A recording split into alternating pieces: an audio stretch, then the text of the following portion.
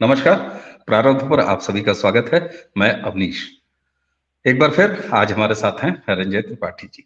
रंजय त्रिपाठी के साथ हम जब भी कोई बातचीत करते हैं दर्शकों, तो होता क्या है कि हमारी और रंजय त्रिपाठी जी की बात होती है कि किस पर बातचीत की जाए। तो मान लीजिए विषय आ गया, फिर उसके बाद हम दोनों अपने अपने एंड पर उसके होमवर्क में लग जाते हैं। रंजय जी होमवर्क इसीलिए करते हैं ताकि आपके लिए पूरे तथ्य लेके आएं, और मुझे भी होमवर्क इसलिए करना होता है कि मैं रंजय जी को सही तथ्यों पर लेके आऊं।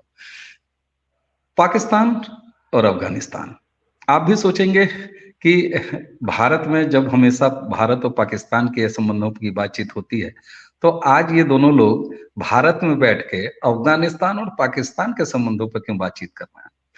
दरअसल केवल इस वजह से नहीं ये संभव हुआ है कि पाकिस्तान को हरा दिया अफगानिस्तान ने। खैर उनको तो साउथ अफ्रीका ने भी हरा दिया। अब देखिए कौन कौन हराता है। हो सकता है कोई क्रिकेट न खेलने वाला देश भी उनको हराने पर उतर आए। तो ये तो खैर पार्ट एंड पार्शल है। लेकिन अफगानिस्तानियों के मन में पाकिस्तान को लेके इतनी ज्यादा नफरत क्यों होती है। ये नफरत हम एंजॉय करते हैं, यहाँ के राष्ट्रवादी खूब एंजॉय करते हैं, दुनिया मजे लेके देखती है। तमाम यूट्यूबर हैं अफगान के जो पाकिस्तान की ऐसी तैसी किए पड़े रहते हैं, और सारे लोग देख के वाह वाह आहा आहा मजा आ गया, ये तो करते हैं। लेकिन आखिर किस इतिहास की बुनियाद पे अफगानिस्तान और पाकिस्तान के बीच में इस नफरत का ये जो पूरा रिश्ता है ये टिका हुआ है। इस पर ही आज रंजय त्रिपाठी और हम अगले कुछ समय तक बात करेंगे। अगर ये वीडियो 35-40 मिनट से के आसपास का हो जाए तो जरा इतिहास को समझने के लिए 35-40 मिनट खर्च कीजिएगा। रंजय जी, अफगानिस्तान ने पाकिस्तान को क्रिकेट में हरा दिया। चलिए साहब, ठीक है, क्रिकेट खेल है, कहीं हार है कहीं जीत है, हो जाती है। लेकिन जो गर्मी पाकिस्तान और इंडिया के बीच खेलों को देख के होती है, वही गर्मी, या यूं कह दूं अगर मैं, कि उससे कुछ बढ़ी हुई गर्मी नजर आने लगी है अफगानिस्तान और पाकिस्तान के बीच। लेकिन क्या ये नफरत इन दोनों देशों के बीच क्रिकेट के खेलों तक ही है, या इसका ऐतिहासिक जमीन भी है। दरअसल अफगानिस्तान और पाकिस्तान के बीच मुस्लिम दोनों देश होने के बावजूद, दोनों तरफ मुस्लिम उम्मा का सपोर्ट होने के बावजूद भी ये इतनी जहरीली नफरत अफगानियों के मन में पाकिस्तानियों के लिए क्यों है। जरा इसका एक खाका खींचिए तो फिर बात आगे बढ़े। सभी दर्शकों को नमस्कार। और जैसा हम लोग आए हैं, एक बहुत ऐसी चीज का पे रिसर्च किया गया है कि भाई ये अफगानिस्तान के लोग पाकिस्तान के लोगों से इतना नफरत क्यों करते हैं। और एक मुस्लिम कंट्री, वो भी एक मुस्लिम कंट्री ये भी है, ये होते हुए भी उनके अंदर में आपस में इतनी ज्यादा कटुता क्यों है। लेकिन एक चीज ये भी, अभी बहुत लोग हैरान भी होंगे, अरे कहाँ कटता, मतलब ये तो मैच वैच में कुछ कुछ हुआ और वो तो पाकिस्तान तो उनको सपोर्ट करता है, वहां तालिबान है, पाकिस्तान है, हक्कानी है, सबेक है, वो है। लेकिन हमारे यहाँ पे जो खबर आती है, समाचार जो आते हैं, या हमारे टेक्स्ट बुक में भी जो पढ़ाया गया है, वो वास्तविकता से बहुत दूर है। चलिए अफगानिस्तान को एक हम आपको बताएं पीछे क्या है कि अफगानिस्तान एकमात्र एक विश्व में ऐसा देश है, अफगानिस्तान, जो कभी भी किसी का कॉलोनी नहीं बना। जब भी ये वेस्टर्न सिविलाइजेशंस ने इंडस्ट्रियलाइज हुई और उन लोगों ने भारत समेत से लेकर के और पूरा मिडल ईस्ट और इवन CIS की जो आज की कंट्रीज और तमाम सबको अपने उपनिवेश बनाए।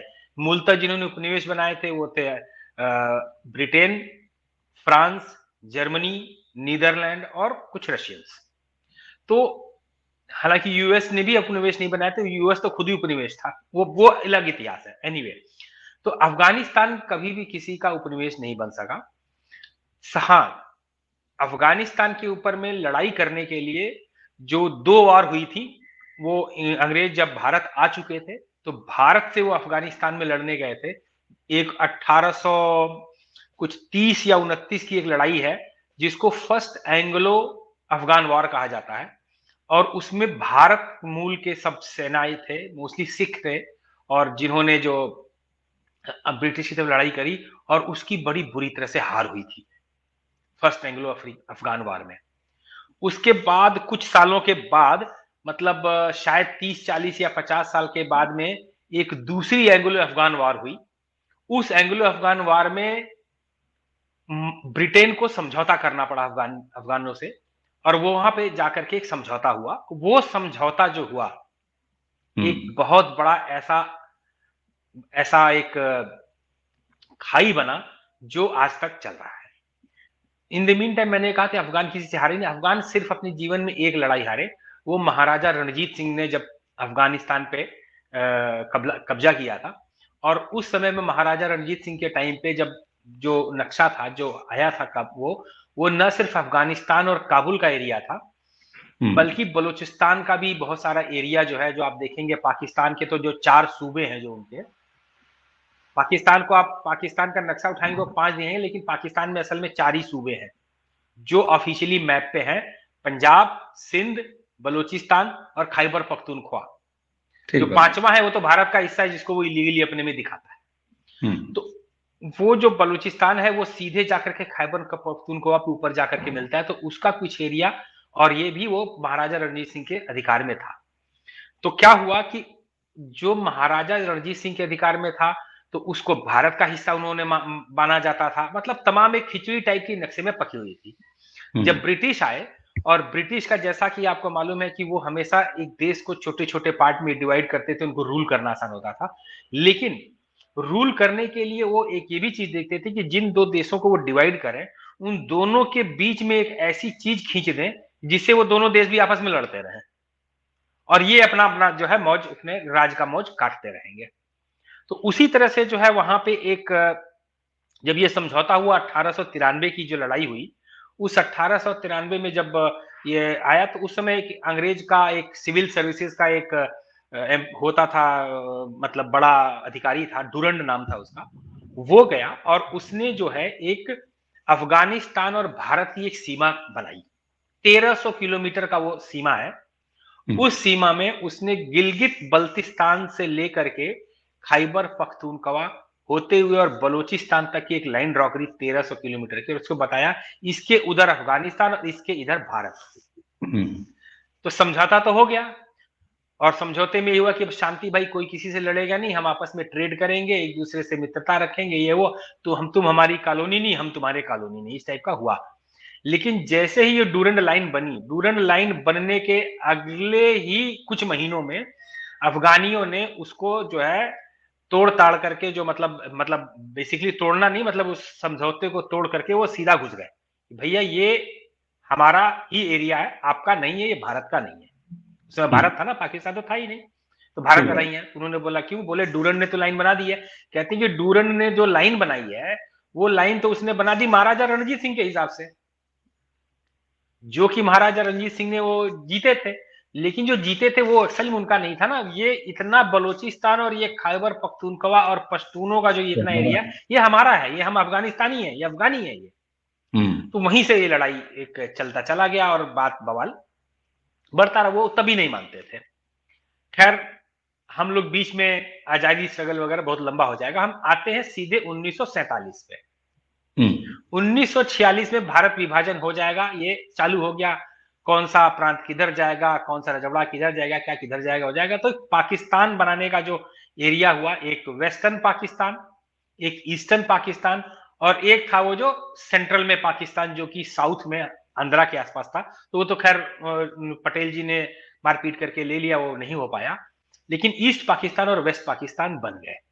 तो जो वेस्ट पाकिस्तान बना, जो आज पाकिस्तान है, जो अब प्रॉपर पाकिस्तान है, उस पाकिस्तान में जब अंग्रेजों ने डिवाइड किया और भारत और पाकिस्तान बन गया, तो उन्होंने जो पाकिस्तान के जो 4 सूबे बताए, उसमें खैबर पख्तूनख्वा, पंजाब, बलूचिस्तान और सिंध, जिसमें पाकिस्तान की तब राजधानी हुआ करती थी कराची। शुरू में कराची को पाकिस्तान की राजधानी डिक्लेयर किया गया था। वो उन्होंने कर दिया। और उसके तुरंत बाद जो है, जब 1900, तब यूनाइटेड नेशंस बन चुका था। यूनाइटेड नेशंस में जब भी कोई देश बनता है या इस सीमाएं होती हैं, तो वो तब तक नहीं मानी जाएगी। जैसे मान लीजिए हम पीओके ले लेते हैं, तो लेकिन पीओके वर्ल्ड मैप पे तब तक नहीं माना जाएगा जब तक यूनाइटेड नेशंस में कई देश इसको मेजोरिटी से एक्सेप्ट नहीं कर लेते। नहीं भैया, ये तो इंडिया का ही हो गया, अब इंडिया के मैप पे माना, तो पूरा वर्ल्ड में वो मैप आ जाएगा। तो 1947 में जो एक हुआ यूनाइटेड नेशंस का मीटिंग, और उसमें ये प्रपोजल डाला गया कि ये 2 नए देश, भारत और पाकिस्तान। ये हमारी टेक्स्ट बुक्स में नहीं है, लोग जानते नहीं है, मैक्सिमम भारतीय मेरे ख्याल से 99.99% जानता नहीं होगा कि उस समय यूनाइटेड नेशंस कुछ 197 कुछ देश हुआ करते थे। उस 197 मतलब इस पूरे ग्लोब पे एकमात्र अफगानिस्तान एक ऐसा देश था जिसने पाकिस्तान को एक्सेप्ट नहीं किया। पाकिस्तान नाम का कोई देश हम नहीं मानते, पाकिस्तान नाम का देश ही नहीं, उन्होंने वोट नहीं डाला, उन्होंने कहा हम मानते नहीं पाकिस्तान कोई देश है। बाकी सारे देश ने, भारत जो है, भारत ने भी पाकिस्तान को माना और पाकिस्तान ने भारत को माना, लेकिन अफगानिस्तान ने भारत को माना, पाकिस्तान को नहीं माना कि ये पाकिस्तान नाम का कोई देश नहीं है, हम नहीं मानते। खैर, एक इकोनॉमिक स्तर पे कमजोर, मतलब एक वीक एरिया था पाकिस्तान का भी, अफगानिस्तान भी वीक था, भारत भी वीक था, पूरे वर्ल्ड में तो तमाम विश्व की जो है वो प्रेशर पड़ा। और प्रेशर पड़ने के बाद में जब नेगेटिव वोटिंग जो किया था पाकिस्तान के विरुद्ध में, अफगानिस्तान में कुछ महीने के बाद में अपनी वोटिंग में ये एक क्लॉज डाल दिया, जो क्लॉज आज भी है, कि हम जो पाकिस्तान है, ये पाकिस्तान में हम अपनी एम्बेसी खोलेंगे, पाकिस्तान की एम्बेसी हम अपने यहां खोलेंगे, राजदूत रहेंगे, पासपोर्ट को मान्यता दे देंगे, लेकिन इस देश का और ये सीमा नहीं मानेंगे हम। मतलब एक विचित्र स्थिति की दोनों देशों की एम्बेसी है, दोनों देशों के राजदूत हैं, दोनों देशों में राजनयिक संबंध है, लेकिन ऑन पेपर यूनाइटेड नेशन ने भैया ये देश को हम मान्यता नहीं देते। ये लाइन, जब तक ये लाइन हमें कि इस पार का इतना एरिया हमारा नहीं हो जाता, तब तक हम इस देश को मान्यता नहीं देंगे, या हम मानते ही नहीं इसको। वो आज भी है, फॉर इंफॉर्मेशन। वो उधर यूनाइटेड नेशंस में है कि भाई ये डूरंड लाइन का लफड़ा है। तो अब चलिए, एक लाइन होती है, एक सीमा का हो गया। सीमा विवाद तो हमारा चीन से भी है, सीमा विवाद तो हमारा बांग्लादेश से भी है, सीमा विवाद बहुत देशों का आपस में होता है। लेकिन ये सीमा विवाद होने से क्या होता है कि पब्लिक टू पब्लिक नफरत नहीं होती है बहुत बारी, आप देखोगे तो। बिल्कुल ठीक है। भारत देश का चीन के सीमा से बहुत विवाद है, लेकिन बहुत बड़ा ट्रेड भी होता है ना पाकिस्तान से, कई हंड्रेड्स ऑफ बिलियंस डॉलर्स का चीन से ट्रेड होता है। भारत का बांग्लादेश से सीमा विवाद लंबा समय रहा है, और भारत और पाकिस्तान का ट्रेड, भारत और बांग्लादेश का ट्रेड होता रहा है। उसी तरह से अगर आप देखेंगे तो बहुत लंबे समय तक जर्मनी और फ्रांस का आपस में बहुत लंबा सीमा विवाद रहा है, लेकिन they used to do trade. Public आपस में एक दूसरे से नफरत नहीं करती थी। एक स्तर होता था जिस स्तर पे राजनयिक तरीके से सुझाया जाए तो पब्लिक मान लेगी। अगर पब्लिक को बता देते हैं कि नहीं यही देखा, तो पब्लिक मान लेगी कि चलो let us be in peace and do trade and do business एक दूसरे के साथ में।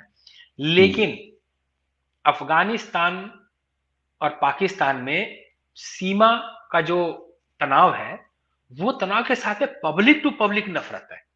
मतलब अफगानिस्तान में आज की डेट में आप देखेंगे कि ना, चाहे वो क्रिकेट टीम हो, चाहे वो कोई टीम हो, चाहे वो कुछ भी हो, वो यूट्यूबर हो, या किसी भी देश में आप किसी अफगानी से मिल जाइए। मैं तो बहुत सारे देश गया हूं, मैं कई अफगान ड्राइवर मिल जाते हैं मुझे, जर्मनी में मिले, कई होटल में काम करने वाले अफगान मुझे फ्रांस में भी मिले, और मेरी बात हुई तो जैसे मैं बोला इंडिया, तो वो इतना खुश, इतना मतलब सो हैप्पी। और मतलब मुझे एक अफगानी ने ही मुझे बताया कि आप कहाँ गए थे, तो मैंने बताया कि मैं तो उधर खाना खाता हूँ। तो उसने बोला अरे वो पाकिस्तानी रेस्टोरेंट उधर मत खाओ, वो पाकिस्तानी का है। मैंने कहा है, हाँ वो इंडियन नाम लेता है, झूठ बोलता है, चोर है ना, इसलिए वो हमेशा इंडिया का नाम लेकर के पूरे वर्ल्ड में चोरी करता है। ये अफगानी ने मुझे ये नॉलेज दी थी। फिर उसके बाद में मैंने हर देश के, यूरोप के देश में ये चालू किया पता लगाना, तो पता लगा कि जितने इंडिया के नाम के रेस्टोरेंट सब पाकिस्तानी चलाते हैं, 95% के आसपास। और जो थोड़े बहुत हैं वो बांग्लादेशी चलाते हैं। तो जितने भी दिल्ली रेस्टोरेंट और ये इस नाम के जितने भी इंडियन रेस्टोरेंट आपको दिखाई देंगे, 95% पाकिस्तानी या बांग्लादेशी, इसके अलावा कोई। हाँ, तो अब क्या होता है कि किसी दूसरे देश में भी रह करके एक अफगानी एक इंडियन को मिलते ही वो बता रही है पाकिस्तानी, इससे दूर रहो। मीन्स आप देखोगे इसका एक बहुत बड़ा ऐतिहासिक कारण है। अब चलिए वापिस आते हैं, let us come back to again 1947। जब वर्ल्ड का, पूरे विश्व का दबाव पड़ा और लोगों ने, इन्होंने राजनयिक एक मान लिया कि चलो राजनयिक रूप से मिलेंगे और बातचीत करेंगे, और बातचीत करके हम इस समस्या को हल कर लेंगे। अफगानिस्तान के पास एक लैंडलॉक्ड कंट्री है, चारों तरफ से बंद है कंट्री, कोई समुद्र नहीं है, सी पोर्ट नहीं है, उसको 3 तरफ से अलग अलग देश 4 तरफ से घेरे हुए हैं। उनको कोई भी अगर ट्रेड करना है थ्रू सी तो पाकिस्तान की तरफ से जाके करना पड़ेगा, कोई लैंड से करना है तो अगर उनको भारत से भी ट्रेड करना है तो पाकिस्तान के थ्रू एंटर करके जाना पड़ेगा, उनको फर्दर नॉर्दर्न या वेस्टर्न कंट्री से करना है तो भी उनको उन कंट्रीज से उनको संबंध बनाने पड़ेंगे। तो ये एक ऐसा जो ज्योग्राफिकल कंडीशन आया उसी से अफगानिस्तान थोड़ा इकोनॉमिकली पुअर था। They were not having any kind of big military, उनके पास बड़ा मिलिट्री नहीं था, एयरफोर्स नहीं था, कुछ नहीं था। तो अब पाकिस्तानियों ने क्या किया, ये बदतमीज है ना, ये मतलब ये एक ऐसा नासूर इस धरती पे है जो कि बिलबिलाने के लिए पैदा हुआ है और दूसरों के साथ में हर समय उंगली करने के लिए पैदा हुआ है, और उंगली तोड़ दो तो टूटी उंगली लेकर के पूरी दुनिया में रोने के लिए पैदा हुआ है। ये इसने क्या किया, पाकिस्तान ने तत्काल अफगानिस्तान पे एयर स्ट्राइक्स कर दिया। पीपल डजंट नो कि पाकिस्तान ने उस राजनयिक संबंध वर्ल्ड की प्रेशर से आने के बाद में राजनयिक संबंध शुरू करने पे, ये एग्रीमेंट होने पे कि हम लोग इसका एक टेबल में बैठ के डिस्कशन करेंगे और करेंगे, पाकिस्तान ने तुरंत एक उनके जो एरिया जो उनका जो खैबर पख्तूनख्वा प्रांत है और बलूचिस्तान का जो प्रांत है उसमें से काफी एरिया एक जैसे भाषा वाले हैं, पश्तो है, जो कि वहां पे आपका मूल अफगानी है। अब वो डूरन लाइन बनने की वजह से वो इधर पाकिस्तान में आ गए हैं, मान लिए जाते हैं वो अफगानी पश्तो हैं वो, लेकिन वो किसी जमाने में डूरन लाइन बनने के पहले या ये इवन ये पाकिस्तान बनने के पहले वो अफगानी ही थे। अब क्या हुआ कि इन्होंने जो खैबर पख्तूनख्वा का एरिया जो पाकिस्तान के इलाके में आ गया पश्तों का, उस इलाके में से इन्होंने अफगानिस्तान के साइड के जो गांव है जो पश्तुओं के, उसमें इन्होंने बम बरसाए। 2-3 दिन इन्होंने बम्बारमेंट किया, कई सौ कई हजार जो है मारे गए। अब उसका कोई आंकड़ा नहीं रहता, इतना तब इंफॉर्मेशन नहीं हुआ करता था, उन्होंने मारा। अब नतीजा क्या हुआ, अफगान गुस्से में आ गए, वो इन्होंने एयर स्ट्राइक किया, उन्होंने लैंड स्ट्राइक कर दिया। जब उन्होंने एयर से स्ट्राइक किया तो अफगानी जो है, देखिए सीधी सी बात यह है कि महाराजा रणजीत सिंह के अलावा किसी से हारे नहीं, उन्होंने सबको पीटा। अब वो जमीन से आए और उन्होंने जम के पाकिस्तानी सैनिकों को कूटना चालू कर दिया। तो फिर चलो पीस पीस पीस पीस, जब पाकिस्तानी जब मार खाते हैं तो बड़ी जल्दी वो हथियार सरेंडर करते हैं ना, वो तो इतिहास है, बाप करके कूदेंगे और जैसे 4 थप्पड़ मारो तुरंत सरेंडर। तो ये तो उनका इतिहास रहा है। वो तो 71 में तो उन्होंने बाद में सरेंडर किया, ये तो 47 में पहले ही अफगानों के आगे सरेंडर कर चुके थे। अब पीस हुआ, दोस्ती हुई उन लोगों की, मतलब चलो बात करते हैं। अब ये सब जब ये इनकी वापस लड़ाई चालू हो गई, तो मतलब ये लड़ाई 47 से खींचते मतलब रोज जो है ना वो अफगान और पाकिस्तान की लड़ाई, रोज डेली गोलीबारी हो रही है, लोग मर रहे हैं, ये हो रहा है। तो एक ब्रिटेन का एक आदमी था, उसका नाम था कोई एग्जैक्टली याद नहीं, बट 1950 में ब्रिटेन का एक आया, वो एक डेलीगेट आया, उसने जो है बोला कि हम इनके peace have a peace accord. तो ठीक है, बैठो भाई, पीस अकॉर्ड करो, लेकिन पीस अकॉर्ड में एक ही पीस पे हो सकता है कि डूरन लाइन नहीं मानेंगे हम, डूरन लाइन नहीं मानेंगे, बाकी जो मानना है वो मानो और हमको कोई प्रॉब्लम नहीं है। अब खैर कुछ दिन के लिए शांति विराम हुआ। इस बीच में पाकिस्तान जो है ये अमेरिका के गोदी में जाकर के बैठ चुका था। तो अमेरिका ने एक बनाया, एक ऑर्गेनाइजेशन जिसको बोलते SEATO, South East Asia treaty organisation, जो कि इस एरिया को लेकर के भाई इनमें शांति रहे, ये रहे, कोऑपरेशन रहे। Basically American wanted a base for them. तो पाकिस्तान ने क्या किया, फटाफट कुछ डॉलर पकड़े और कराची में लाके अमेरिकन को बिठा दिया, जी बैठो, ये राजी आपकी जगह, डॉलर मेरी जेब में, जगह है आपकी। तो अब ये आए, अब अमेरिका ने जो है अपना तन ताम झाम बिठाना वो पाकिस्तान में चालू कर दिया। इस बीच जब ब्रिटिश चले गए तो वो जो पूरा एरिया था, आप देखेंगे अफगानिस्तान के जो ऊपर जो कंट्रीज है, तजाकिस्तान, तुर्कमेनिस्तान, ये सब they were all a part of United Soviet Socialist Republic, Union of Soviet Socialist, USSR के पार्ट थे। तो यूएसएसआर ने अपना इन्फ्लुएंस बनाना था अमेरिका ने जो है अपना एक इन्फ्लुएंस बनाना था, उनको पाकिस्तान के रूप में डॉलर पे बिकने वाला एक शानदार बिकाऊ माल मिल गया था। अफगान बिकाऊ नहीं थे, ये बड़ी सीधी सी बात है। American tried till 1956, they did not succeed. अब उधर से रशिया ने जो है ना अफगानिस्तान को मदद करना चालू कर दिया।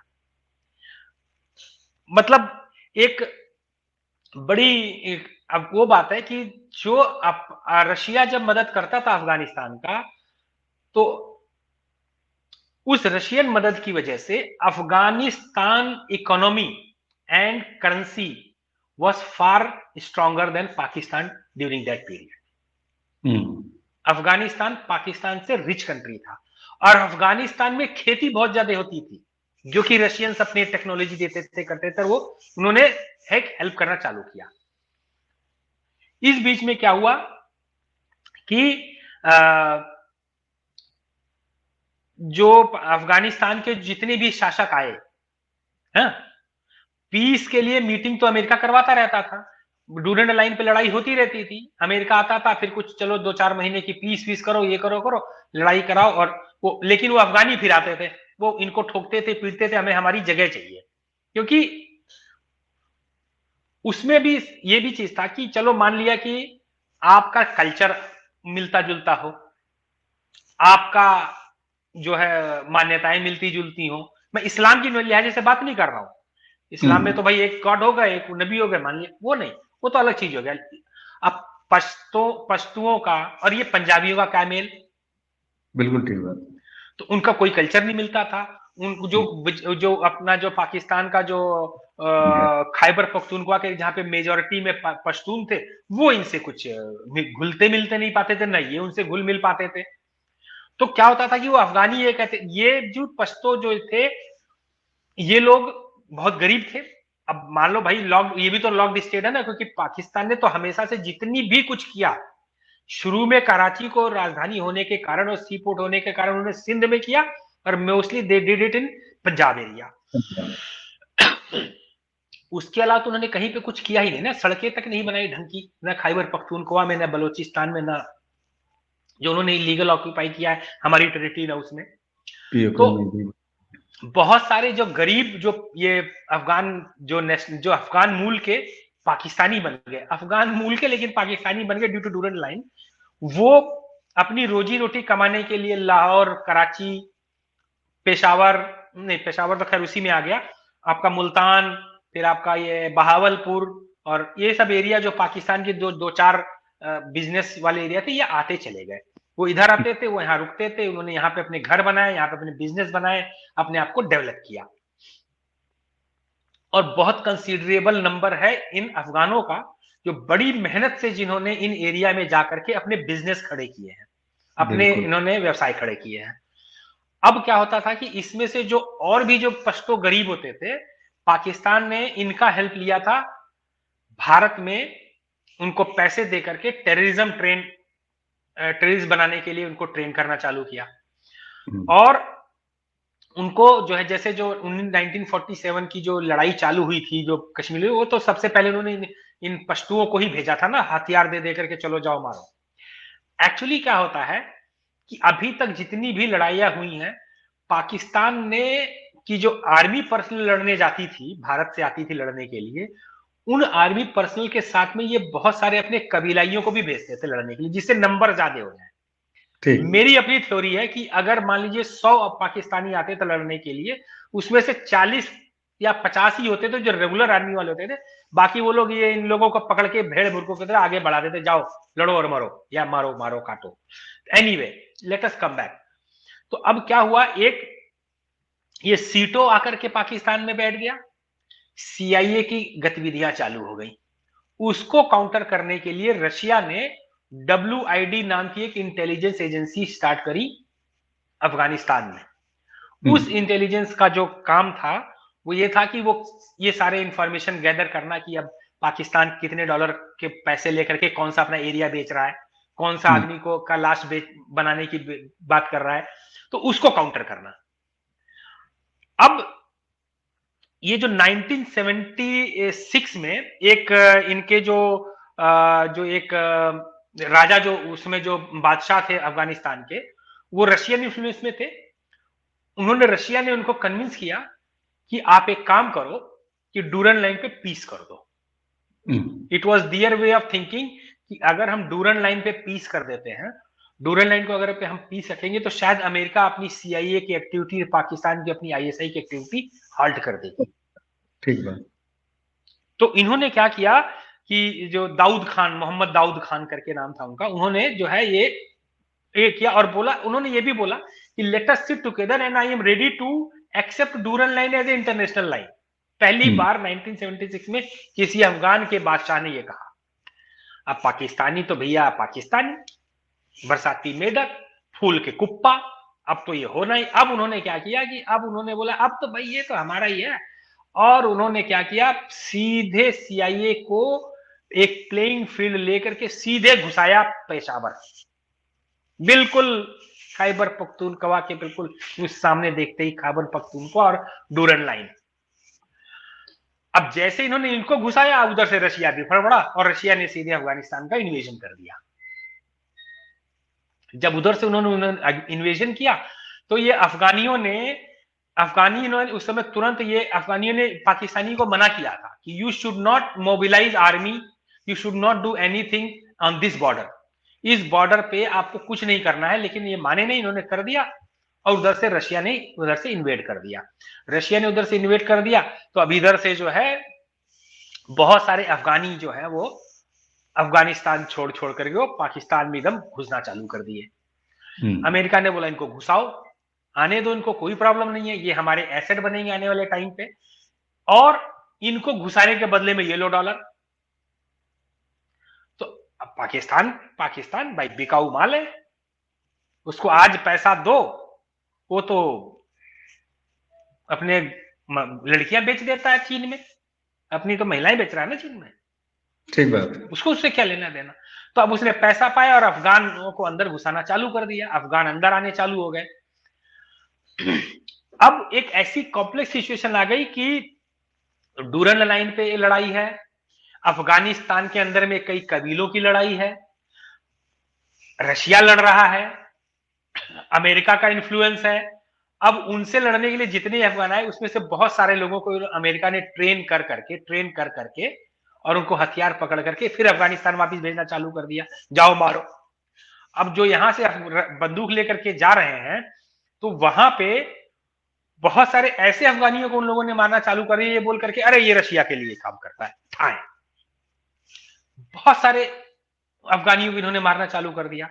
उसके जवाब में क्या हुआ कि 1981 में अफगानियों ने कराची में एक प्लेन हाईजैक कर लिया था।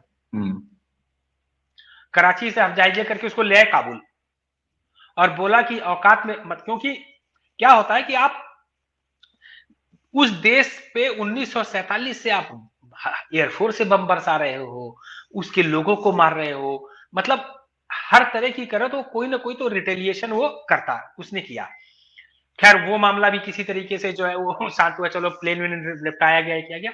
फिर एक समय आया जब रशिया ने जो है बोला कि भाई ये इतनी लंबी लड़ाई चल चुकी है, अब छोड़ो जाने दो, रशिया दे रिटर्न बैक। लेकिन रशिया जब रिटर्न बैक हुआ तो यूनाइटेड नेशंस के साथ में एक बड़ी डिस्कशन हुई थी कि what will happen to the migrated Afghans. तो जब रशिया यहां से गया तो रशिया जाने के टाइम पे एक ऐसा फील्ड जो टेक्स्ट बुक में नहीं पढ़ाया जाता, इतिहास में नहीं बताया जाता, लोगों को नहीं पता है, ये रशिया के ही दलाली करके जिंदगी बिताए हुए हमारे भारत के कम्युनिस्ट जो अब चीन की दलाली में और चीन के टुकड़ों में पल रहे हैं। पहले रशिया के टुकड़ों के, रशिया के वोदका पे नाचते थे, अब वो यहाँ पे चीन की इंसेक्ट वाइन पे नाचते हैं। तो इन्होंने भी नहीं बताया कि जब रशिया यहां से गया तो रशिया ने एक ऐसा फील्ड तैयार करके दिया कि जाने के पहले हफ्ते में ही 25,000 अफगान वापिस अफगानिस्तान चले गए थे और अफगानों ने वापिस माइग्रेट कर, जो माइग्रेट होकर के आए थे उधर से डूरेंट लाइन क्रॉस, उन्होंने माइग्रेशन वापिस चालू कर दिया। इधर बीच में अब पाकिस्तान को जो है वो लग गया था मुंह में खून कि पैसा मिल रहा है अमेरिका से, अगर ये मामला सुलट गया तब ये डॉलर कहां से आएंगे? डॉलर आना बंद। हराम की खाने की आदत है। एक इंडस्ट्री उन्होंने लगाई नहीं, एक ढंग का इंस्टीट्यूशन बनाया नहीं, कोई उत्पादन है नहीं, क्योंकि पैसा तो कहीं से तो हराम का चाहिए ना। तो अब इन्होंने कहा क्या करें क्या करें क्या करें, तो इन्होंने क्या किया कि जो ये अफगान जो जा रहे थे और जो अफगान इनके यहां पे रह रहे थे, इन लोगों का जो है आपस में एक इन्फ्यूजन सा तैयार किया। ठीक है कि हाँ, अब देखिए क्या होता है कि जब अराउंड जैसे अमेरिका तो अभी रिसेंटली खटाक से एक दिन प्लेन लिया उड़ के चला गया। रशियंस थोड़े धीरे धीरे गए थे। रशियंस थोड़े धीरे गए, एक निकले फिर एक कबीले से निकले। तो जब ये कबीले से निकलना चालू हुए, एक गांव से निकलना चालू हुए, तो पाकिस्तान ने यहां से ट्रेन करके उनको भेजा कि तुम उस गांव पे कब्जा कर लो, वो तुम्हारा एरिया है, तुम वहां के मुजाहिद हो, तुम वहां चले जाओ, वहां से रशिया हट के तुम वहां कब्जा कर लो। अब क्या हुआ, अफगानिस्तान में कई कबीले कबीले कबीले कबीले, वो अपना अलग, वो एक हिकमत यार का अलग, मंसूर अहमद का अलग, मतलब तमाम जो उनके छोटे छोटे कबीलाई नेता पैदा हो गए, एक एक कबीले के अफगानिस्तान बना करके लेकर के, अलग हिकमत यार अलग, तमाम ऐसे कबीले हो गए। हाँ, मसूद करके थे एक, वो अलग, है ना। इस बीच में पाकिस्तान ने क्या किया कि इस अफगानिस्तान के डूरंड लाइन को कंट्रोल, मतलब शांत रखने के लिए और खैबर पख्तूनख्वा को अपने पास रखने के लिए उन्होंने एक लश्कर तैयार करना चालू किया, जो इन सारे कबीलों को जाकर के राज करे, रूल करे। रशिया चले गए तो वहां पे तो एक शासन आ गया था, वो अपना शासन करने लग गया, वो वापिस खेती बाड़ी और ये वो में उन्होंने थोड़ा चालू किया कि चलो वापिस अफगानिस्तान को उठाते हैं। लेकिन इधर से पाकिस्तान ने ट्रेन करके मुल्ला क्या नाम था उसका, मुल्ला उमर की अगुवाई में, और अल कायदा तो जो अमेरिका ने क्रिएट किया था, जो अफगान में लड़ने के लिए गया था रशिया से, सारे ये ट्रेन किए थे मुजाहिद उन्होंने। तो उस अल कायदा और इन जो ट्रेन किए थे, जिसको इन्होंने देवबंदी, जो भारत में है ना देवबंदी मान्यता वाले इन आतंकवादियों को उन्होंने तैयार किया और उनको अफगानिस्तान में भेजा। वहां पे जाकर उन्होंने अफगानिस्तान पे कब्जा किया, वहां के शासक को हटाया, उसको मारा, और वहां पे जाकर के 1991 में शायद या 92 में वहां पे तालिबान शासन आ गया, जहां पे मुल्ला उमर जो है वो एक शासक बन के तैयार हो गया। और वो मुल्ला उमर को पूरी तरीके से उसके यहाँ पे जितने उसके लोग थे, जितने उसके सेना थी और सब चीजें थी, वो सारा का सारा टोटल ट्रेन किया गया था पाकिस्तान आर्मी के द्वारा। बिल्कुल ठीक। अब क्या हुआ, अफगानिस्तान में बहुत बड़ी ड्रग्स की भी खेती होती है। तालिबान बुद्धि के पैदल, अब देश तो बना लिया, देश चलाने के लिए पैसा भी तो चाहिए, तो पैसा दबाने के लिए, बनाने के लिए पाकिस्तान जैसे बोला हरामखोर मुल्क है, कोई इंडस्ट्री नहीं, कोई उद्योग नहीं, कोई कुछ नहीं, कोई प्रोडक्ट नहीं, कोई कुछ नहीं, तो क्या करें, तो उन्होंने अफगानियों को बोला कि आप यहां पे ओपीएम उगाओ और उसका स्मगलिंग से हम भी पैसा बनाएंगे, तुम भी माल बनाओ। ठीक बात। तो बहुत बड़ा एक अफगानिस्तान का, मतलब मेरे ख्याल से तो 60 से 65% अफगानिस्तान और सिर्फ नशा उगाता था, और उसकी वो लोग स्मगलिंग करते थे, और उसके पैसे बढ़ते थे उस समय पाकिस्तान और अफगानिस्तान के मुल्ला उमर और तालिबान और इनके बीच में। लेकिन पाकिस्तानी तो पाकिस्तानी है ना, और अफगानी भी अफगानी है। मुल्ला उमर जो भी रहा हो, था वो पश्तो ही अफगानी ही था। उसने 1-2 साल के बाद ने बोला कि पाकिस्तान को, ए सुनो, ये जो डूरंड लाइन है इसको हम नहीं मानते। मुल्ला उमर ने भी बोल दिया ये डूरंड लाइन हमको हम नहीं मानते, ये बिजनेस, अफीम की खेती, आपस में पैसा, ये वो ठीक है, लेकिन ये डूरंड लाइन से चलो पीछे भागो, हमारा बलोचिस्तान और ये वाला एरिया। तो उस समय एक व्यक्ति था, उन लोगों का इन लोगों का ही, मतलब अफगान का ही एक कोई बाबर करके था एक उनका, बाबर करके था एक foreign minister, secretary, foreign minister हुआ करता था, वो पश्तो था, he was from the Khyber Pakhtunkhwa area, और वो पाकिस्तान का विदेश मंत्री या इस टाइप का था। तो उन लोगों ने और मुल्ला उमर ने एक पाकिस्तान में एक बैठक हुई लाहौर में, और जो बैठक हुई उस बैठक लगभग 5 मिनट की हुई। 1-2 मिनट बाबर ने उमर का इंतजार किया, उमर घुसा, उमर ने बोला कि बात सिर्फ एक ही है, डूरन लाइन छोड़ो, पीछे जाओ, हम कुछ नहीं मानते। उसने बोला डूरन लाइन नहीं छोड़ेंगे, उसने बोला कि नहीं छोड़ोगे तो मैं जा रहा हूं। He went of. अब उस समय क्या हुआ, लेकिन क्योंकि क्या था कि वो तालिबान एक ऐसा तालिबान था, वो जो मुल्ला उमर वाला, जो बहुत बुरी तरीके से पाकिस्तान पे ही डिपेंडेंट था ना, उसको सारा माल स्मगल करना था कराची पोर्ट की तरफ से पूरे वर्ल्ड वाइड। इस बीच में अमेरिका में 1911 हो गया, 9/11 सॉरी 9/11 हो गया, सबको इतिहास मालूम है। पाकिस्तान अमेरिका ने इन्वेड किया और फिर डॉलर पे पाकिस्तानी बिक गए। जब पाकिस्तानी डॉलर पे बिक गए तो उन्होंने मुल्ला तालिबान को और अल कायदा को डॉलर के बदले में अमेरिका के हाथों बेच दिया। बिल्कुल। और जो उस लड़ाई को लड़ने के लिए इन्होंने बदले में बहुत सारे पैसे पाए, गोला बम बारूद, कई हवाई जहाज भी अमेरिका ने इनको दिया, बहुत सारी चीजें दिया, ये सब दिया। और देने के बाद में इन्होंने क्या किया, पाकिस्तानियों ने उसी फाइटर जहाज से खैबर पुख्तूनख्वा के पश्तूनों को, जो उनके देश के नागरिक पश्तून थे, उनको मारना चालू कर दिया। क्यों कि अमेरिका को ये बताते थे कि हम भाई why you are taking a sortie, आप प्लेन लेके क्यों जा रहे हो। तो ये बोलते थे कि वहां पे एक जगह है, वहां पे आतंकवादियों का ग्रुप है, उसको मारने जा रहे हैं, मैं उनकी लाश की फोटो आपको शाम को भेज दूंगा। अमेरिका बोल रहा था very good, go my son, kill them. ये जाते थे अपने एरिया में ही लोगों पे बम मारते थे, बम मार करके वो आ जाते थे और फोटो दिखाते थे, देखो इतने मार लिया, लाओ डॉलर डॉलर डॉलर।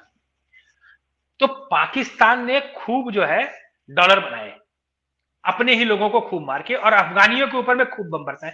अब फिर अफगानियों का एक रेला पाकिस्तान की तरफ आना चालू हो गया।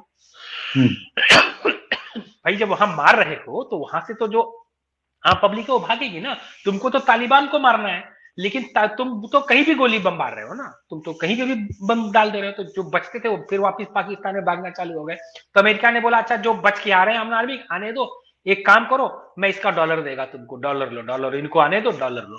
पाकिस्तान ने कहा आने दो डॉलर, नो प्रॉब्लम, डॉलर देते रहो, हम इनको मारते रहेंगे, इनको लेते रहेंगे। ऐसा करके कुल मिलाकर के 50 लाख अफगानी इस पूरे पीरियड में पाकिस्तान में आकर के बचा। बिल्कुल। अब क्या होता है कि आप किसी को इस तरह से मार रहे हैं और उसकी जमीन पे भी है, उसके साथ सारी दुनिया भर की वो करे, वो तो जो अफगानी अब पाकिस्तान जो थोड़ा ठीक है, कुछ भारत आ गया, कुछ जर्मनी चला गया, तो यहाँ का जो अफगानी है वो पाकिस्तान के इस दोगलई वाली चरित्र से जो है ना पूरी तरीके से वो समझ में आ गया था।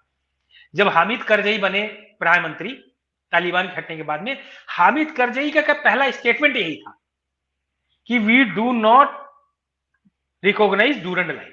हामिद करजई तक भी था कि ये हमको डूरन लाइन नहीं चाहिए, और हमारे जितने अफगानों को इस पाकिस्तान ने मारा है, जितने अफगान नेशनल्स को इस पाकिस्तान ने मारा है, उतना बड़ा जीनोसाइड गिना चुना वर्ल्ड में होता है। बिल्कुल सही बात है। अफगानिस्तानियों का तो ये मतलब हिस्टोरिक स्टैंड रहा है, उन्होंने किसी टाइम पे एरा में आप देखिए तो डूरन लाइन को तो माना ही नहीं है, कभी ये नहीं बिल्कुल। माना है। तो और हाँ, अब क्या हुआ, ये जो सारा मामला हुआ, अब उसके बाद अमेरिका ने यहां से विड्रॉल किया। अमेरिका ने अचानक से जो विड्रॉल किया, अब देखिए अफगानिस्तान में भी तो एक आम पब्लिक है ना, आम पब्लिक, जब तालिबान का शासन था पब्लिक डरती थी ना उनसे, घरों में चुपचाप पड़ी रहती थी, मुंह नहीं उठाती थी, सर झुका के चलती थी। हामिद करजई के टाइम पे अफगानिस्तान में एक बड़ा इन्वेस्टमेंट आया, भारत ने कई सौ बिलियन डॉलर करके उनके यूनिवर्सिटी बनाई, उनके बिल्डिंग्स बनाए, पुल बनाए, सड़कें बनाई, अमेरिका ने बनाए, बहुत देशों ने बनाए। अब ये आ गया कि अब तालिबान फिर आ गया। अब देखा होगा लोग टायर पकड़ पकड़ के भागने की कोशिश करते, तो बड़े सारे अफगान फिर वहां से भागे। वो अफगान को भागने का जो कारण था, वो अफगानी मानते हैं कि ये दिस इज अगेन पाकिस्तान, क्योंकि तालिबान तो पाकिस्तान नहीं बनाया है। ठीक। वो सारा अफगान की आम जनता यही कहती है कि ये Taliban is not the problem, Pakistan is the problem which created Taliban. और तालिबान के साथ साथ में इन्होंने हक्कानी और मक्कानी और टक्कानी और क्या क्या बनाए, और सबको रेल अंपेल अफगानिस्तान में भेला बम फोड़ने के लिए। बिल्कुल ठीक। तो अब यहाँ पे अफगानिस्तान का एक आम आदमी, आम नागरिक सब ये मानते हैं कि पाकिस्तान ने इस 70-75 साल में जो दोगलई चरित्र दिखाया है, डॉलर अमेरिका से लेकर के अफगानियों को बेचा है, डॉलर अमेरिका से लेकर के उसने अफगान के इंटरनल अफेयर्स में इंटरफियर किया है, डॉलर लेकर के उसने अफगानिस्तान के लोगों को जो है पूरे विश्व में जो है बदनाम किया है। तो ये अफगानी कभी नहीं भूलते। बिल्कुल ठीक बात है। और देखिए, हमने जो है काफी पहले से इतिहास से जब उठाना शुरू किया तो उसकी वजह है, आज पाकिस्तान, मान लीजिए पाकिस्तान और यूएस छोड़ने के बाद अफगानिस्तान में, और उसके बाद जो कुछ आज आप देख रहे हैं, तो इसका एक ऐतिहासिक और ये बिल्कुल परमानेंट इनका स्टैंड रहा है कि डूरेंट लाइन को उन्होंने कभी नहीं माना और आज भी नहीं मानते हैं। दूसरा, अब जिस डॉलर को कमाया अफगानियों पर जुल्म कर करके, जो डॉलर पाकिस्तान ने कमाए, आज स्थिति ये है कि ऑन एवरेज, हालांकि ऑफिशियल फिगर नहीं है, लेकिन 1 से 1.5 lakh US dollar per day Afghanistan चले जाते हैं। और कैसे जाते हैं? जेबों में, झोलों में भर के, और बाकायदे पाकिस्तान के रास्ते वो चले, पाकिस्तान से निकल के अफगानिस्तान में चले। एक पॉइंट इसमें हम आपको और जोड़ दें कि आज की डेट में ये जो मैन ऑफ द मैच बना था, उसने अफगानिस्तान से निकाले गए, पाकिस्तान जो अफगानियों को निकाल रहा है उसको क्यों डेडिकेट किया? पाकिस्तान ने क्या किया है कि एक रूल लाया है पाकिस्तान कि अफगानी यहां से छोड़ के जाएं और वो अपनी जेब में 50,000 पाकिस्तानी रुपए से ज्यादा लेकर के नहीं जा सकते हैं। 50,000। आप सोचिए कि जिसने लाखों करोड़ों का इनकम, अरे वो अफगानी रहते हैं, फ्री में थोड़ी रह रहे हैं, जो इतने बिजनेस कर रहे हैं लाखों करोड़ों का, ये पाकिस्तानियों के बस का क्या है? अफगानियों का अगर बिजनेस पाकिस्तान से ठप कर दिया जाए, आज पाकिस्तान जो अगले 2 साल 3 साल में भूखमरी से पूरी मर जाएगा, वो अभी 6 महीने मर जाएगा। अफगानियों ने अपनी मेहनत से, टैक्स के पैसों से आधा पाकिस्तान कर रखा है। आप उनके पैसे, उनकी जायदाद सब कब्जा कर ले रहे हो, सब जब्त कर ले रहे हो, और 50,000 रुपए दे करके बोल रहे हो तुम यहां से जाओ। ये बहुत बड़ी एक नफरत की वजह है जो। नहीं नहीं, और ये बात तो है ही है, ऐतिहासिक कारण अपनी अपनी जगह हैं। उसके बाद जो है तुम लोगों का जो रंग ढंग है पाकिस्तान का अफगानियों के साथ, वो अलग चीज है। और इतने अफगानी जो पाकिस्तान में रहते हैं, मेहनत करते हैं, और मेहनत करके अपनी मेहनत के बल पर कमाते हैं। अफगानियों को, आम पाकिस्तानियों, उसमें सबसे ज्यादा शामिल है ये पंजाबी पाकिस्तानी। ये उनको हाँ, चूरन, मोची, जूता साफ करने वाला, नाली साफ करने वाला, मूंगफली बेचने वाला, इससे ज्यादा कुछ नहीं समझते। तो एक जो हिकारत की भावना है, और उनको जो है एडमिशंस बहुत कम मिलते हैं। मैं अपना अगर निजी अनुभव बताऊं, आपको पता है कि मैं इंडियन काउंसिल ऑफ कल्चरल जो रिलेशन है, आईसीसीआर, तो मैं उसका मेंबर हूं। और आईसीसीआर जो है वो विदेशी छात्रों को छात्रवृत्ति पर, स्कॉलरशिप पे इंडिया पढ़ाती है। हम आपको बताएं कि हमारे जोन में, जो यूपी जोन है, वहां सबसे ज्यादा अगर कोई फॉरेन के छात्र आते हैं तो अफ्रीकी कंट्रीज को छोड़ने के बाद अफगानिस्तान से आते हैं। और हमारा लगभग हफ्ते में 2 4 5 अफगानियों से, चूंकि यहाँ बहुत सारे अफगानी हैं, लखनऊ विश्वविद्यालय में बहुत सारे अफगानी बच्चे हैं, तो जब उनको सर्टिफिकेट इन्वॉल्व होता है या कोई कल्चरल कार्यक्रम होता है तो उनसे मुलाकातें होती हैं। और मेरा अनुभव जो उनसे बातचीत है, पाकिस्तान का नाम अगर आप ले लीजिए अफगानी बच्चों के सामने, तो सबसे पहले तो उनका चेहरा बिगड़ जाता है। और जो इंट्रोवर्ट बच्चे हैं वो तो बोलते नहीं, लेकिन जो एक्सट्रोवर्ट हैं, वो जब बोलना शुरू करते हैं तो साहब रुकते नहीं। तो इस इस लेवल का, अच्छा, सबसे ज्यादा अगर वो जिम्मेदार मानते हैं तो इन ब्लडी पंजाबी पाकिस्तानियों को मानते हैं। और आप देखिए कि उस पंजाबी पाकिस्तानी कम्युनिटी का ही बुरा कर्म है कि उनसे बांग्लादेश अलग हो गया। भाई, बांग्लादेश में उन्होंने क्या किया? पंजाबियों की वजह से हुआ। और मुझे लगता है कि मैं तो देखता हूं कि आगे आने वाले भविष्य में जब पाकिस्तान नाम के खरबूजे का टुकड़ा कटेगा, तो पाकिस्तान के नाम पर केवल पंजाब ही बचेगा। मुझे पता नहीं क्यों बड़ा क्लियर, साफ साफ ये दिखाई देता है जी। पश्तूनों के एक बहुत बड़े नेता है, उनका नाम है मंजूर पश्तीन। जब आर्टिकल 370 हटा था कश्मीर से, तो पाकिस्तान में लोगों ने, रिपोर्टर्स वगैरह ने मंजूर पश्तीन से पूछा था कि भाई बहुत सारे पश्तून तो गए थे कश्मीर की लड़ाई करने 1947 में। अब जब भारत ने 370 हटाया है, तो क्या आप वापिस जाओगे लड़ने के लिए? तो मंजूर पश्तीन ने कहा था कि वो समय अलग था, ये समय अलग है। आज हम पाकिस्तान के रहमो करम पे नहीं है, रहते हैं पाकिस्तान में, रहमो करम पे नहीं है। और हम क्यों ये शबाब का काम करें? हम अपने पंजाबी पाकिस्तानी भाइयों को बोलते हैं कि आप जाओ, लड़ो, मरो, आप 72 हूरे पाओ, आप जन्नत जाओ। हम आपको ये मौका दे रहे हैं जन्नत जाने के लिए, हमको नहीं चाहिए। बड़ी मार्केट की दूसरा, बात है। अभी 3 महीने पहले मंजूर पश्तीन ने एक बड़ी शानदार बात कही है। उन्होंने पाकिस्तान आर्मी को बोला है, मंजूर पश्तीन ने बोला है कि बंगालियों ने 1970 में तुम्हारी पैंटें उतारी थी। हम बंगाली नहीं है, हम पश्तून है, हम तुम्हारी खाल उतारने जा रहे हैं। तो आप देख लीजिए कि किस जगह पे पहुंचा हुआ है खैबर पख्तूनख्वा। बिल्कुल ठीक बात है। और मजहब के नाम पर बना ये देश, जो हर दूसरा पाकिस्तानी देखे कहता है साहब हम तो बड़े वाले हैं ना, हम तो अल्लाह मियाँ के सीधे चेक अल्लाह मियाँ दिया था और वो चेक हमने बुनाया तो पाकिस्तान बन गया। मतलब उनका बात बात पे ये कहना कि कलमे के नाम पे, ला इलाहा इल्लल्लाह के नाम पे बना हुआ। और पूरे संसार का मुसलमान, मैं बोलना नहीं चाहता हूँ शब्द, लेकिन इन पाकिस्तानों को अपने दुआरे का कुकुर ना रखे, जो उत्तर प्रदेशी भाषा में पूर्वांचल में बोला जाता है। उसके बराबर भी औकात नहीं रखता है, मानते हैं लोग। ठीक बात है। तो मुझे लगता है कि पाकिस्तान को अपने कर्मों की सजा मिलती है, और वो आप देखिए ना, अब जमीन पर मिल रही है, क्रिकेट की फील्ड पे मिल रही है। और हाँ, अभी बॉर्डर पे जो पाकिस्तान का सो कॉल्ड बॉर्डर है, मैं उसको सो कॉल्ड बॉर्डर ही कहूंगा। मुझे हालांकि उस कस्बे का नाम मैं काफी देर से याद करने की कोशिश कर रहा था, माफ कीजिएगा दर्शकों। वहां तक वो मानते हैं कि साहब वो हमारा है, वो डूरंड लाइन से भी थोड़ा सा आगे है। तो वो डूरंड लाइन पेशावर के आगे तक वो मानते हैं, पेशावर के आगे तक वो मानते हैं। तो वहां तक वो मानते हैं। और अब तालिबान जिस तरह ये तालिबान जब वापस आया है तो कैसे आया है ये भी सबने देखा है। तो हम तो ये नहीं कह ये पाएंगे। तालिबान पाकिस्तान का तालिबान नहीं है, ये तालिबान पाकिस्तान तालिबान वन नहीं है। ठीक बात है, मैं वही कह रहा था कि शुरू में तो कतई नहीं ये शुभ लगा कि तालिबान का नाम, लेकिन अगर आज मैं कहूं कि पाकिस्तान नाम के इस बिगड़ैल जंतु की का इलाज करने के लिए जो तालिबान बगल में आ गया है, तो वो ज्यादा बेहतर। और साहब हमारा क्या है, देखिए अंतर्राष्ट्रीय संबंध है, अंतर्राष्ट्रीय कूटनीति है, और अंतर्राष्ट्रीय संबंध है वो कूटनीति भावनाओं से नहीं चलते।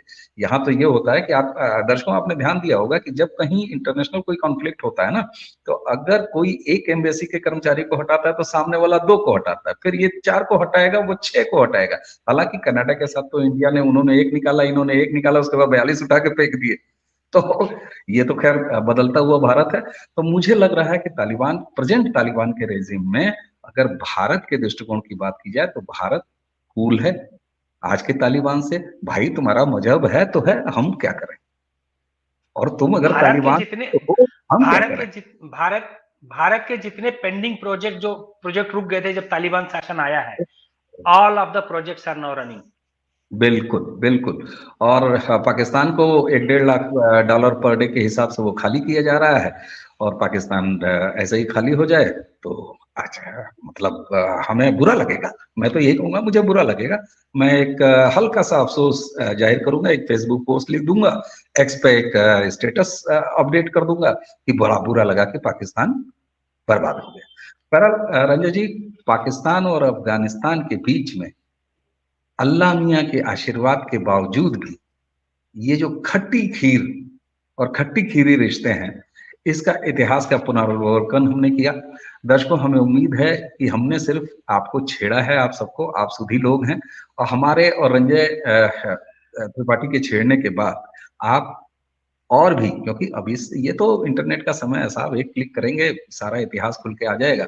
तो आप जरा क्रॉस चेक करने के लिए ही सही, लेकिन एक बार जानिए और इसको विस्तार दीजिए। आगे ऐसे ही किसी और विषय पर रंजय त्रिपाठी के साथ हम फिर बातचीत करेंगे। तो रंजय जी, हमारे और दर्शकों की तरफ से आपको बहुत बहुत धन्यवाद। और आइए दर्शकों से विदा ले लिया जाए। दर्शकों, आप सब को नमस्कार, जय श्री राम, प्रणाम।